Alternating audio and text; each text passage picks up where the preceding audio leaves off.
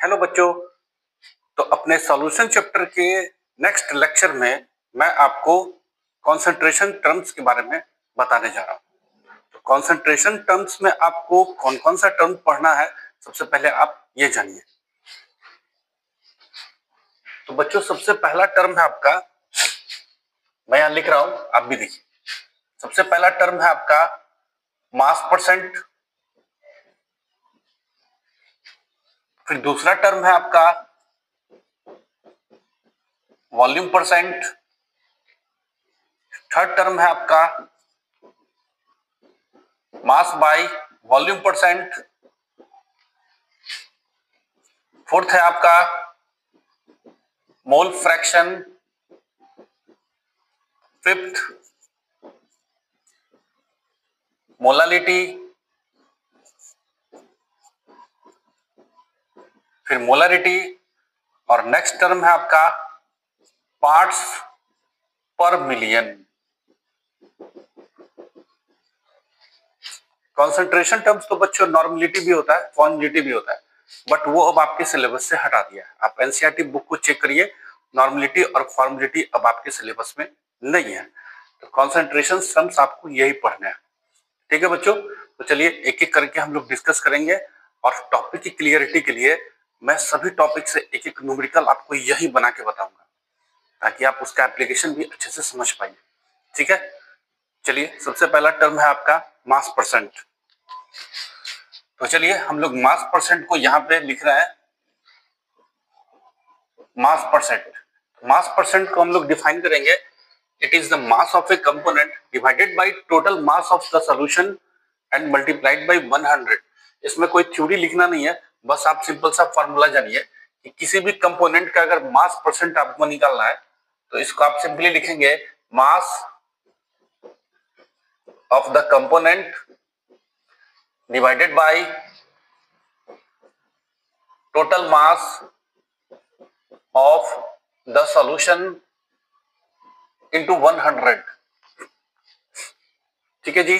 जैसे मान के चलिए आपके पास कोई एक सॉल्यूशन बन रहा है ए और बी से, ठीक है, और आपसे पूछ रहा है कि भाई ए का मास परसेंट आप निकालिए।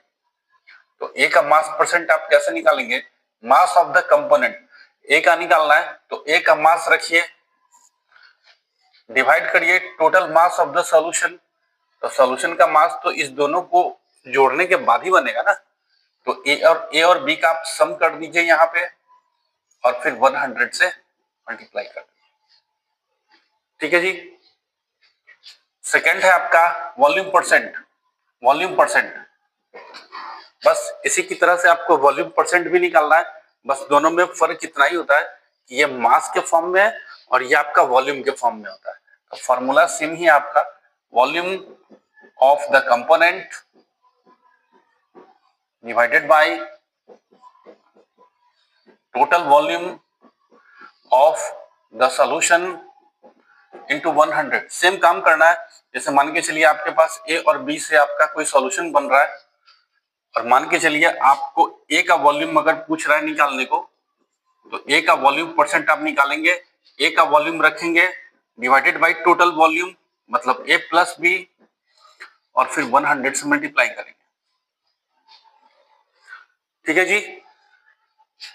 थर्ड है आपका मास बाय वॉल्यूम परसेंट। तो देखिए बच्चों, मैं यहां पर लिख रहा हूं, ये 1 2 और ये हो गया जी 3। Mass by volume, mass by volume percent, ये होता है कि किसी एक सॉल्यूशन में जो आपका पूरा सॉल्यूशन है वो वॉल्यूम के फॉर्म में होगा और कंपोनेंट मास के फॉर्म में होगा। जैसे कि मान के चलिए ये 10 ml आपका कोई सॉल्यूट है, 10 ml आपके पास सॉल्यूट है, तो आप बोलेंगे, सॉरी 10 ग्राम आपके पास सॉल्यूट है, तो आप बोलेंगे कि भाई कोई 10 ग्राम सॉल्यूट है वो 100 ml सॉल्यूशन में मिला हुआ है, 100 ml सॉल्यूशन में मिला हुआ है।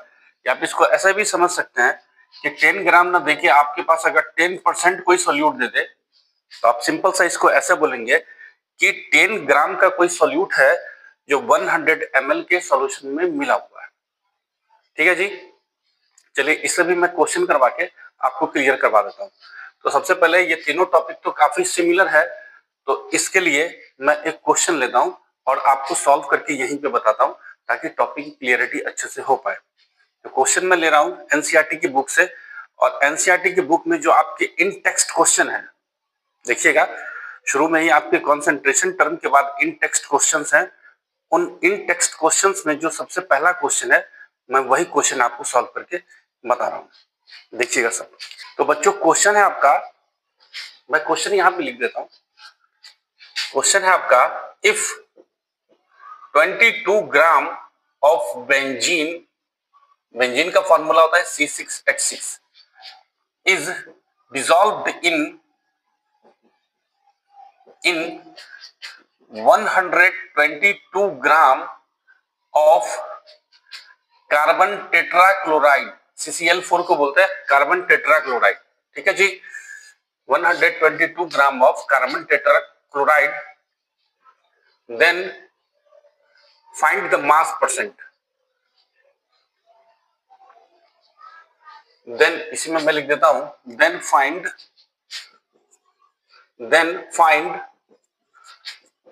The mass percent of both the component, या किसी एक का भी पूछ सकता है आपको। ठीक है, मैं दोनों का निकाल देता हूं।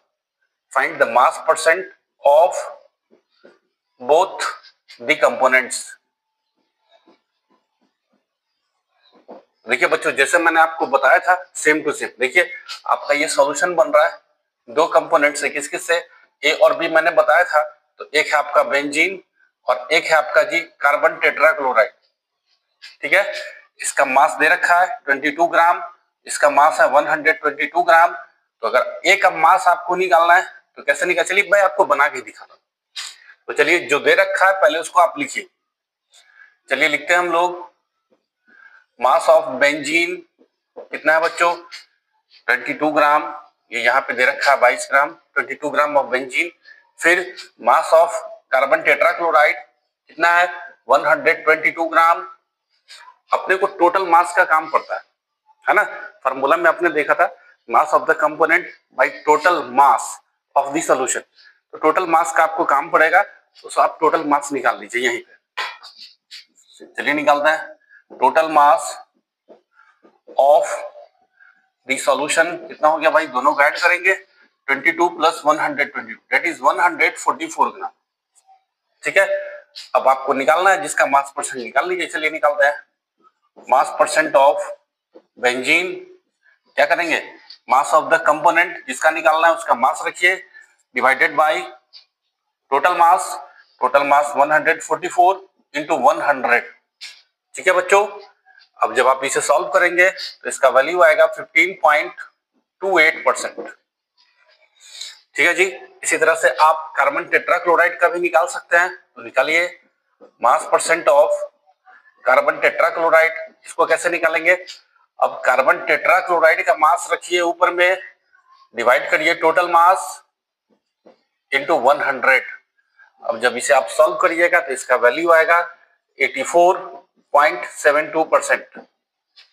ठीक है जी, तो बेंजीन का मास परसेंट निकल के आया आपका 15.28% और कार्बन टेट्राक्लोराइड का मास निकल के आया अपना 84.72%।